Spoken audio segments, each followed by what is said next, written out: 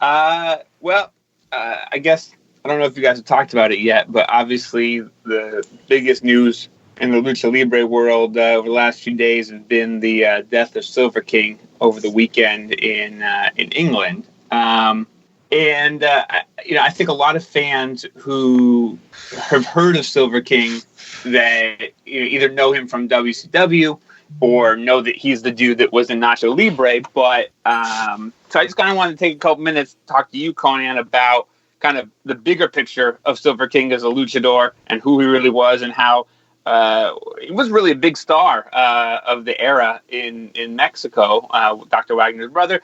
And then D.I., see if you had any memories of, since you beat all the luchadors in WCW, if you had any memories yourself of the time working there with Silver King. Yeah, I'll let Disco answer first. Now I think he is frozen. No, I think yeah.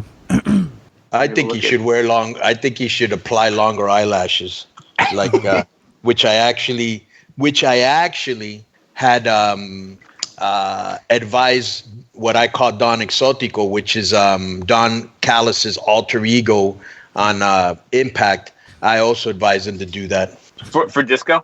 Yeah. Yeah, I think that you should keep adding suggestions like that. I think yes, good. I think Disco should do it too. I don't Disco? I think he was frozen. Nothing. Did you hear? I was asking if you had any, since you beat all the luchadors in WCW, if you had any memories of matches or working or just general Silver King stuff from the WCW era. Just my undefeated record against him. Good. But I don't, bro. He didn't speak a lot of English. Yeah. Okay, and I think I worked him twice. Stuff like I knew all the Mexicans, but I didn't like the ones that didn't speak good English. I didn't really like. I wasn't commiserating with them a lot. You know what I'm saying? Yeah. I have nothing. Definitely nothing negative to say about him. Commiserating doesn't mean interacting. That's like. I thought it did mean that. Yeah. No, it's like. Kind of secretly plotting, yeah, but plotting. also sometimes just for chatting it up with or hanging out with. Yeah. So anyway, Silver King. This is what I remember about him. When I broke into the business, almost all the stars were older guys, and in Tijuana, where Benjamin Mora, who was a promoter, used to run. He used to bring Silver King in as a star, but he was only like 18 or 19 years old. So I gravitated to him immediately because they're like, wow, what's a young guy doing with all these older guys? And he's fucking killing it. And I remember that he went to Japan when it was very hard for a Mexican to be invited to Japan. Usually the only way you got there's like if Sayama was inviting you to wrestle him, Tiger Mask. Sure. And he was there at 17 years old, and I always thought that was fucking crazy.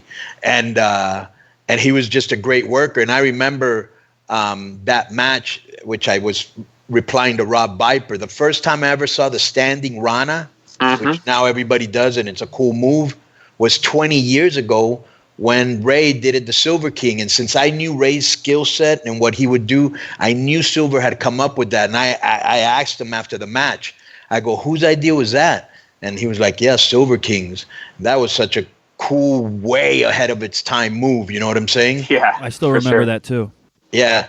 And I remember just thinking, like, I knew that match, like, I knew what matches were going to be good. And any match for Silver King was going to be good. But especially if, anybody else that was great, like Juventud or Psychosis or, Ray wrestled him. He was a guy like L.A. Park that they really missed a boat on, and Garza. Well, and I think, too, a lot of, because even for myself, until I got into specifically putting together lucha shows, lucha cards, and understanding what made a lucha match good or potential to be good, is that you really have to understand the role of the base. And Silver King was one of those guys who could base the Hoovies and the Rays and take those big moves and catch those big dives and really make them look spectacular. Because it really is a dance. Yeah. And so he obviously had lost his mask before he went to WCW, but then even returning to Mexico, ended up having a really good run, kind of not necessarily at the top of AAA or CMLL, but always a big name on the indies, and had some runs. Were any of his or any of his AAA runs that had titles and this and that post WCW, or was it all before? Well, say that again. So, did he have any like title runs post WCW, or was most of his big Mexico stuff prior to WCW?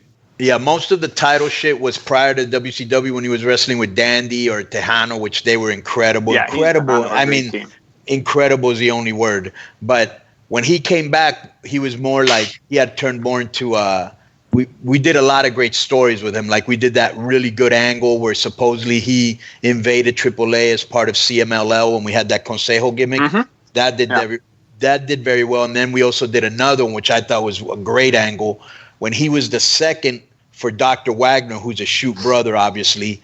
Yeah. And his brother had put up the mask against Máscara Año 2000 Jr., okay?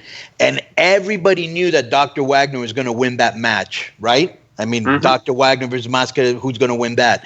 And in the middle of that match, Silver King turned on Dr. Wagner, and everybody, and I remember coming out for this, everybody thought, oh my God, they're about to fuck Dr. Wagner and take his mask. It actually went from, okay, we're here to watch Dr. Wagner take this guy's mask because we don't like him, to, oh my God, we might see history, you know? That was such a great turn, you know, because it was like Cain and Abel, you know what I'm saying? Yeah. So just in the ring, incredible. Like, Eddie talent, he had that type of talent. Well, and this one of the things that you had mentioned on Twitter, I think, was that Eddie always loved wrestling him. Loved it.